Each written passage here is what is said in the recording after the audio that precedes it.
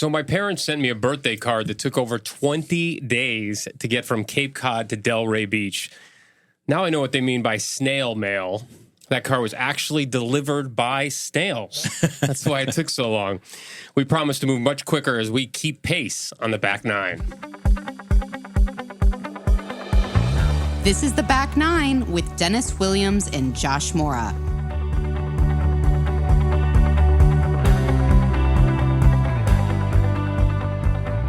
True story. Really? True story. 20 days. 20 plus That's days. Because I actually appalling. looked at the postmark on it and I was like, you know how you have that feeling like it's not that you want a card from, I don't think my mom's ever missed my birthday or card. My mom and dad have never not sent me a card. So it was one of those things where something happened, but you don't ask.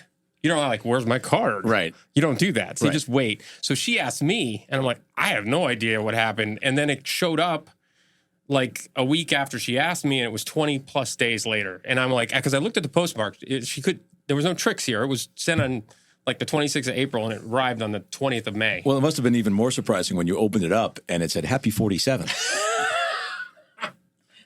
Which would have been a few years ago. Yeah, right. But yeah, that would have been real snail mail delivered by snails. Anyway, we have an amazing Father's Day edition coming up. We've got a big surprise for our audience. Yeah. But this has been an outstanding season. I mean, I know we always say that, but it started with a great dad as we celebrate Father's Day with Brad Faxon. And what I found most compelling about that episode is everybody's like, wow, you had this golfer on. That's amazing. And the best part about it was him talking about his daughters. Right? Absolutely. We did talk a little bit about golf. This whole thing is wrapped in a golf package, even though we really rarely talk about golf other than we're out there playing and we're promoting. But we did have a former PGA pro, a current golf broadcaster. And I mean, the whole idea is these are people who are living lives regardless of what they do. If they're pro golfers or energy healers or rock stars, right? They face a lot of the same issues and challenges that us regular 42 regulars do. And he didn't fix my putting. Well, that's not surprising. I mean, you've tried everything. What's your latest? Well, I haven't tried everything. I'm about to, and I can't believe I'm saying this. And I keep saying, like, I'm Bernard Longer or Adam Scott, because those are the long putter guys. Yeah. Not that I'm some old idiot that can't swing a putter normally. So I'm getting I'm going to test drive the long putter. Did you just call Bernard Longer an old idiot? No. I'm an old idiot. Those are really good golfers. Okay. And I'm saying, like, most guys with the long putters are like just 20 handicaps, right? They're not those guys. Right. But I'm trying to compare myself to those guys. Well, which is which is a little rough. But you're very in between because you're a very good player. I mean, you're not anywhere near as bad as a 20 handicapper. You're not anywhere near as good as Brad Faxon. Few people are. Right. So anyway, I'm going to give this thing a shot, and we'll see where it goes. I'm eager to see this in person. Enough golf talk. And then we had Tracy McDonough this season with the Integrative Health and Wellness. If you haven't listened to that episode, it is a must listen because it is, whether you believe in that type of medicine, holistic healing, or not, you're going to learn something. Right. And then we had the front man for a speed metal band. And then we had a guy who has founded a spirits company. And so I think what's interesting about this season so far is the breadth of what all of these people do, right? They're all different. And as our audience continues to grow, what we're finding is, what I've heard back to this, I don't know if you've heard the same, everybody has liked all of these episodes to a certain degree. I mean, a lot. But there have been different people say that different individual episodes have really spoken to them. A lot of people told me that Tracy really spoke to them about being in a holistic wellness space.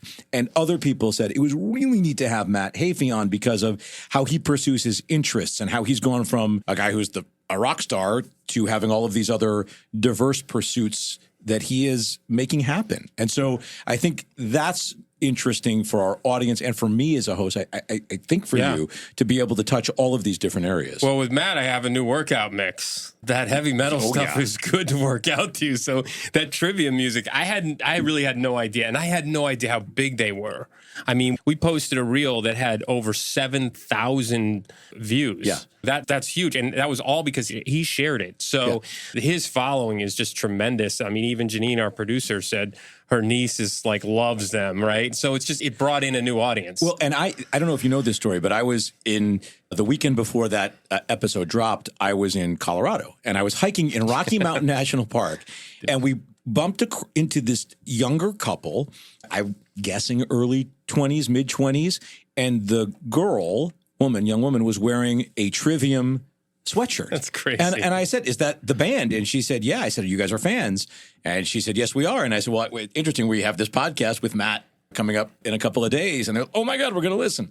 So that it does indicate. And yet, in spite of their success, Matt is such a down-to-earth, grounded guy, right? So, yeah. He's not what you picture as a heavy metal band lead guy, right? He's not like 80s hair band stuff. Right. He's not David Lee Roth. He's not Ronnie James Dio, right? Right. Yeah, it's crazy. But yeah, it's been great. And I think, to your point, I think podcasts in the world, if you're trying to appeal to the same person every week, you're probably going to fail. And I think what we've done is there's going to be different people, different week that like different episodes. I mean, that's probably the nature of what we're doing. The back nine isn't the same for everybody. That's right. We're all different. So we need to kind of press buttons at different times. Find different things that interests different people. Yeah. And that really feeds very well into today, because this is a very different episode also. We got a couple of really cool dudes. I don't know, like... Really cool. You think they're cool? I think they're cool fun. Dudes. They're cool dudes. Cool? Cool dudes. All right. We got both our dads here, and this is a Father's Day edition. Father's Day is coming up this Sunday, and we're excited to have you. My father, Allan Williams. It's really great to be here, and I think I speak for Steve and myself when I said we're very proud of you. We think that the podcast is fantastic. You guys are knocking it out. That's the entire reason why we brought you in. Yeah, for thank you very much. Thank you for feeding our vanity. Thank you very much. I appreciate that. You got to introduce your dad. My dad, Steve, came in from Chicago a couple of days ago. So we're getting to spend all of the weekend together. And so this is your first visit. Have you ever been in a podcasting studio before? Of course not. Yeah, he's like, are these headphones? Right. No, is this the microphone? Is this the microphone? I feel like a star being here. Yeah, well, you are, for sure. That's awesome. And my dad came in from Harwich. We've talked on the show a lot. In fact, this season we talked about how I'm from the Cape because Brad Faxon grew up playing in the next town over from us. So Dad, Harwich has been almost 50 years you've lived in Harwich, so almost all of my lifetime. We moved there when I was 7 years old. So can we start there? Because it's a really incredible story. Like what I remember as a 7-year-old with my dad is, and I think I'm like a little bit driven by this. So my dad had a fairly successful restaurant business in Virginia, but he and his brother decided to pack up their families and move to the Cape. And my dad didn't even have a job. He just wanted to live on Cape Cod. He'd spent summers there as a kid, going to Kent prep school, and then spent summers there from the time he was on 8th grade on. That's when parents used to just let you go work when you were like 12. So he would go work on the Cape all summer. And he just decided in his, 31 years old, 30, God, that was quick math. 31 years old that you would go to the Cape, pack up your kids. And I remember you were already there and Mom drove us to the Cape. I was 7 years old and we just moved there. No job. Yeah, how'd you do it? How did you do that? Well, I arrived on the Cape and I went to a local bank because I found a house I wanted the family to live in. And we didn't have enough money, so I needed to borrow about $20,000 somewhere because we're selling a house in Virginia. And I went to this bank and they pointed to an office, and I didn't know it at the time, but I'm sitting down next to the guy who was the president of the bank, Cape Cod 5, now the largest bank on the Cape.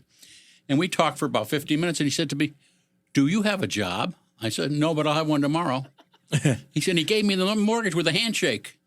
And out I left, and I came back the next day, sat at his desk. I said, I got 2 jobs, but I know which one I'm going to take. That's great. That's fantastic. Yeah. Make that happen. Yeah, that's really good. Yeah, you got into the home improvement business as a sales guy, right? And yes. So you went from the restaurant business to just selling home improvements, windows, side additions. And there's a great story around that. So you take everybody's scraps. This is a scrappy story, right? I just want to tell that one real quick, and then we'll move around here. Well, we rotated, there were 3 or 4 salesmen in the office, and we rotated leads. And I was the new guy. So the other people all wanted the good stuff, like the bathrooms and the kitchens and the roofs and the siding and all that. But a big part of the business was storm windows and storm doors. So they'd throw them the little leads at me, like I was a rebel. Here, you take this. So I would collect them all. And I'd go to P-Town, Wellfleet, Truro for a whole day. And I'd sell them all. And they'd sit in the office waiting for the good leads to come in. Right. So I don't know who came out ahead, and the little stuff leads to big stuff, right? Like that was always the story too. So, and so the shapes of lives are very, very different. And I mean, Dad, you born and raised in Chicago, lived your whole, for the most part, adult life in Chicago, went to New England for college and for law school, and then lived briefly in Kansas City, and then moved back to Chicago when I was on the way, and a life as an attorney, but started on the government side, and then crafted a career from there, which in law has changed several times over the course of your life. Well, you've got the biography right. I was very lucky. I grew up in Chicago, and although my parents divorced when I was young, everybody stayed really close. I was very close to my dad and my mother remarried, and my stepfather was also wonderful. But what was interesting for me at that stage, if that's what we're talking about, is that the two sides were wildly different. My father's side, my father was okay economically, but the family was very poor and very left-wing kind of people. And my mother's and my stepfather's side, we lived in an upper middle class, pretty wealthy community in Highland Park, which is a pretty wealthy suburb in Chicago. And so I got to appreciate from my mother's side the good stuff of life, but I got to see the other side too. That's good. And I learned stuff from both of them. Like what? What did you learn? Who were some of your mentors, and what did you learn kind of early on? The first thing I'd say was I learned it isn't inevitable. I think kids who grow up wealthy might think it's inevitable. I knew it wasn't inevitable. Inevitable that they would stay wealthy. That they would stay wealthy, and that I would be wealthy, and that I would necessarily have money. Have money and grow into something that they did. And the truth was, I preferred my father's side in terms of spirit and what they stood for. And I think that led me in a good way. I really do. It led me to value education and to get to do the things I eventually thought I was good at. We'll be right back. Listeners, you know I've been talking about Pete Learning for a few weeks now. Pete is an out-of-the-box training department that helps companies of all sizes reach their company training initiatives. So picture this. Your company leaders hold all kinds of institutional knowledge, but it takes time for them to create and manage the training that it takes to share that knowledge and other company objectives with their employees. And that's time away from what those leaders do best. That is where Pete comes in. Pete uses artificial intelligence, AI, to create robust, threaded training curriculum quickly and inexpensively. Put simply, Pete is an indispensable partner for any growing company. It is win-win at every level. So visit Pete Learning at pete.com. That is PETE.com. If you need a benefit auctioneer for your next fundraising gala, hire Eric Goodman, who's broken fundraising records all over the country. Josh and I have known Eric for over 30 years, and he's one of the most passionate, energetic, and hardworking people we know. Eric's consulting strategies and successful fundraising techniques is why he raised $1 million in 10 minutes at a recent event. Visit yourfundraisingteam.com to see a video of his work, testimonials, and then book with Eric today so your nonprofit can have a record-breaking night. All right, back to the show. Did you find those to be, as you made your way through adult life, in conflict? I mean, I recognize that they were not necessarily in sync. The kind of spiritual, intellectual thing that you're talking about and the material thing that you're talking about on the other hand. But did they ever conflict with each other? Yes, they definitely did. And in the end, I chose sort of a middle ground because when I was in college, I didn't know whether I was going to teach. I thought I might teach college. I loved history, but I thought I could be a good lawyer. And the thing was, I needed to know or to have a good idea that I would be okay economically. Right. And I wasn't so sure about teaching. And so I chose law school, and yet I was still able to keep most of my values from my dad's side of the family.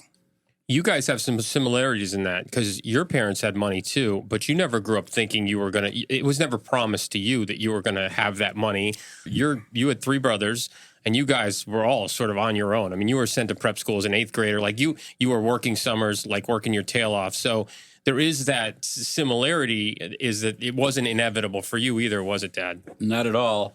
I think I started working at about 12, mowing lawns and caddying. And I do think the smartest you have to be is when you're going to shovel about a foot of snow and you knock on a door and the little old lady says, "How much is it?" And you say, $2.50. Well, you're going to shovel that snow for $2.50, not 1 penny more, because you already told her $2.50. You're not even going to try to get more. Yeah, right. You better be a good estimator, too, or know what your time's worth. So I did little odd jobs like that all the time, mowing lawns, caddying, whatever, until I was old enough to get a car and go to Cape Cod. And like Dennis told you earlier, worked on Cape Cod every summer. So did you find that having that early experience, being able to set your worth in an early job, helped you set your worth for jobs throughout the course of your life? I think it teaches you the value of a dollar better than any other way you can learn it.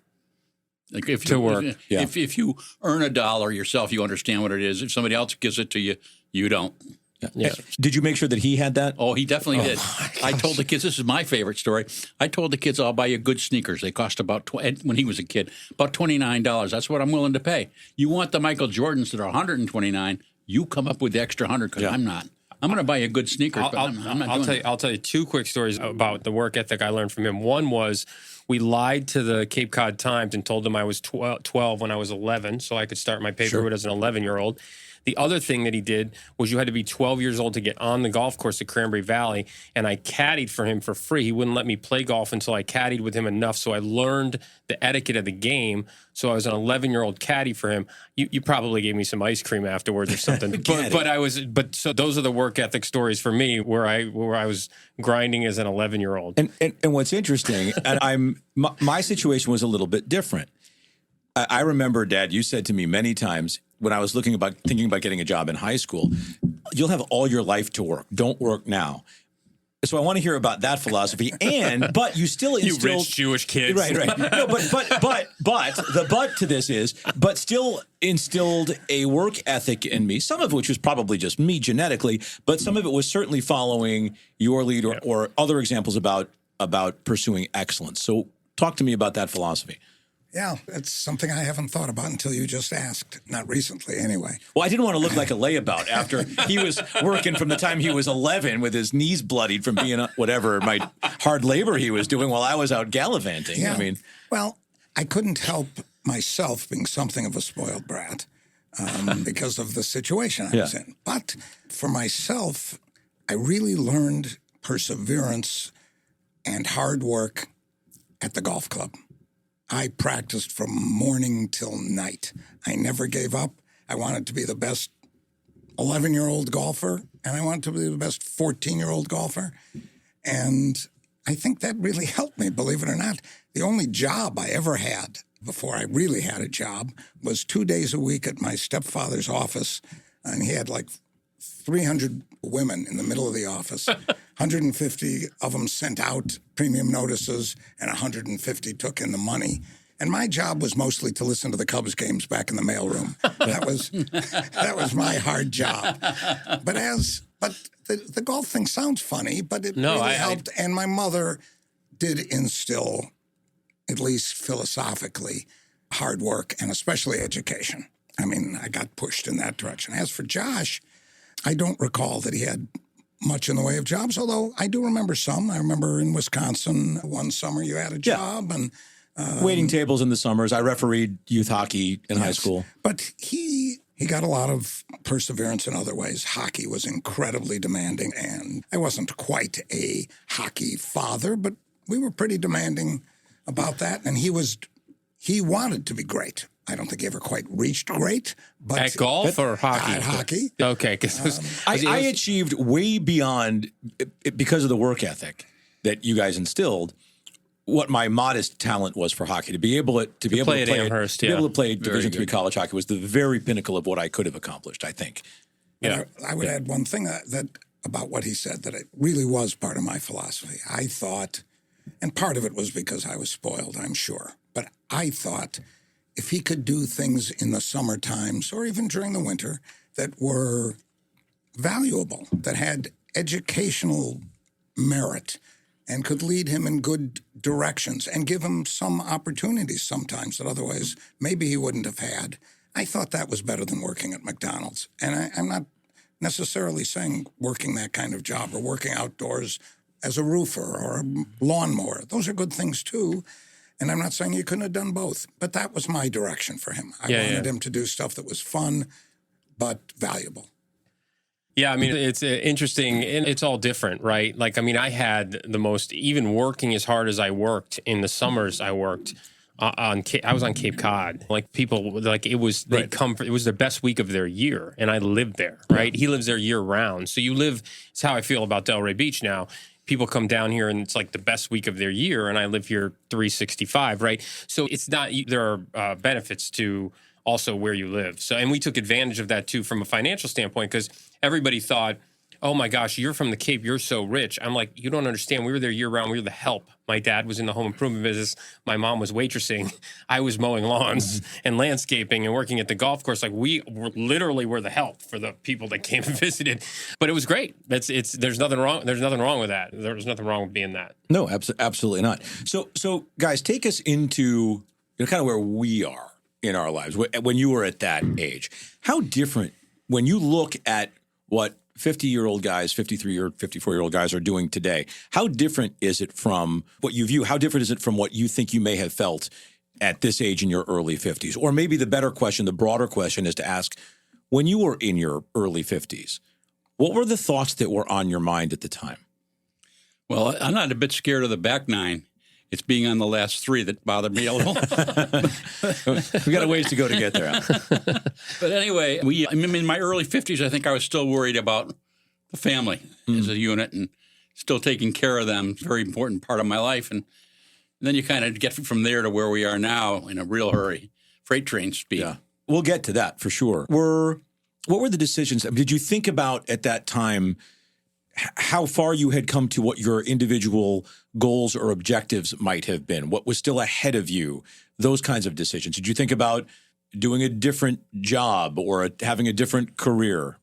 I've had to change careers a couple of times, but it's been a focus for me. I have to admit that. Up until the time I said I'd had enough when I turned 70, but probably was too important to me. But I got to the point where I just felt like I had obligations, and they required money. Yeah. It doesn't fall out of trees. Contrary to what some people believe, it doesn't fall out of trees, at least not the ones I shake. Yeah. But yeah, I don't think my philosophy changed that greatly. I think what you guys are doing is going to help that. Help people. Well, thank you for that. No, help people think more about it. I mean, I mean that. I think that's an important point. We've talked about this on the show, Josh, is that it wasn't top of mind necessarily. And that's what I was probing for. That's what I think you're getting to. Yeah. Like a generation, like that's kind of the community we're trying to build, because guys, men in previous generations didn't take the time to really think about what the second chapter looked like of their life, what the second half and those important milestones that you hit. And I think that's the kind of community that we're trying to create, is to say, it's okay. It's okay to think about those things, and it's okay to hurt. You went through some really painful stuff when you were my age. Really painful. It's when you lost your dad and your brother. I mean, there was some major trauma at that time of your life. And I think it would have been nice to have like a community of people for you to be able to share some of that pain with. I mean, we don't have to go too much into it, but that's something that would have probably been useful to you. Would you agree? Yes. Yes. I wish this kind of thing did exist back then. Yeah. And that's why I know you're getting more and more listenership, because people are paying attention. They want the message you're putting out, and it's great. Dad, do you feel the same way? Do you feel like people are more open about talking about exploring disappointments, repositioning, regrets, loss. Making sure that they have, loss, making sure that they have a focus on what they do want to accomplish? Do you mean people my age, or looking at people your age? Looking at people our age compared to when you were our age. Yes, I don't think there's any question. It's different. When I was your age, putting aside for a moment my personal life, money really mattered, and everybody cared. It was aspirational. And whether you were poor or whether you were rich, in the world around me, that was the driving thing. And I would say people weren't even, well, I don't want to say this universally. In my world, I would say people weren't quite as family directed as they are today. I see all the people, like at my club, who are your age, and they're with their children all the time, whether they're going to their daughter's ballerina exhibit or whether they're going to their son's hockey game and coach the hockey games. In my era, it wasn't that true, although for me, it was. I was very involved with I didn't think much about money. I was the exact opposite. I hardly ever thought about money. I mean, I was making a nice living. Everything was okay. And I was on to my, I'll call it second family. And it was just like my first family. Josh's younger brother is 32 actually. Yeah, 21 years younger. Yeah. And Josh's mother and I had divorced, but she was and is a wonderful woman. And I had a great life helping to bring Josh up. And now here I was, 25 years later, 22 years later, whatever it is, I'm doing it again with another wonderful woman. And at that point, Josh was turning out. And I tried to do pretty much the same thing the second time. So you better track record the first time, right? I mean, come on, if we're comparing. Right. Nobody's, yeah. All right. He won't listen. He doesn't listen to this. They both turned out wonderful. But the point is, yes, I think my life was different because I was just carrying on. I was happy. I was doing all the things I wanted to do. And money wasn't that big of an object. But looking at your generation, I think you're way more tuned in, way more rounded, the people I know. So I think the money thing is very, very, very interesting because I think men, by their very nature, are driven by money because we are taught to be the provider. Whether that's right or wrong, or plenty of women support families. That's not where I'm going. I'm not going Harrison Butker on us here, but I will say that it's definitely a thing. Like you are driven by that. However, I do think in our generation we are starting to figure out a way. And again, why we're doing this show is to balance like the mental health aspect and the other things that have to go along with that. Otherwise, you wake up when you're your age and you say, what the F did I do all that for? Like, why did I make all that money? Or why was I that successful? And I'm alone. I don't have friends. I'm super unhappy. I'm depressed, all of those kinds of things. Like, that's not where you want to end up. And I think people in like this day and age, a lot of people we know don't want to end up like that. Yeah. These, I don't think any of these guys are alone like or depressed. But just clarify. My dad's My dad's with my mom all the time. They've been married. We should say this. They've been married 54 years. It would be 55 years in October. So that's a whole nother story we can get into at some point in this show. But maybe we'll get into it now. What's the key to 54 years? I don't even know if Mom might be listening. So be careful. Yeah, I have to be very careful. Yeah, I guess the only thing I came up with. There are two big keys to being married a really long time. First of all, you have to find a woman that can be married for 54 years, and then you have to find a woman who's willing to be married for 54 years, and they have to be the same person. And then they have to be willing to be married to you. Yeah, that's right. Which is another aspect of that. That's the part. Got that right, boy. You forgot that's part the hard part. You forgot part 3. That's the hard part right there. I found the only one I found. I just found out last year she's been deaf for the last 53 years. So would explain a few things. Yeah. And Dad, you'll be 45 years in just a week. Yeah, just in a week. Wow. And with my stepmother, she's been in my life since I was 7. I mean, 7 years old and married just before I turned 9. Yeah. I mean, so the same question, I guess, is to you, which is keys to being married to somebody neither Dennis or I made it that long and are unlikely to make it that long with the second one. Unless we're only on the front 9 still. Unless we're still on the front 9, yeah. This is going to sound like a joke that you hear on TV. It's because she's fabulous. She does everything. She works. She makes a good living. The true answer is she's crazy about him. She, of course, somewhat helped raise Josh and totally raised Max. I mean, I was very involved with both boys, but she was a great mother, and she does everything. I do practically nothing. I'm a selfish, spoiled brat, and I don't know how, and maybe that's purposeful. I was used to tell Josh, I purposely tried not to do those things, but that's why. I mean, really, that's why. Well, I will say this about my mom, is she, like, obviously 54 years is not like smooth sailing. It's not all roses, but I will say this about the two of them, and I see this every time I see them together. They truly love each other and take care of each other, and at this age in their life, that's all you really want at the core. You want them to really love each other and take care of each other. And that's what they do. When they say in good times and in bad, you start to have some bad times. You've had some health issues. We don't need to get into too much detail. And she's been by your side every step of the way and takes such good care. You do the same for her, right? You, like, when she's down and out, you're like a master chef, always cooking the meals. And so it's just, it's great to see. It's great to see that it's survived the test of time.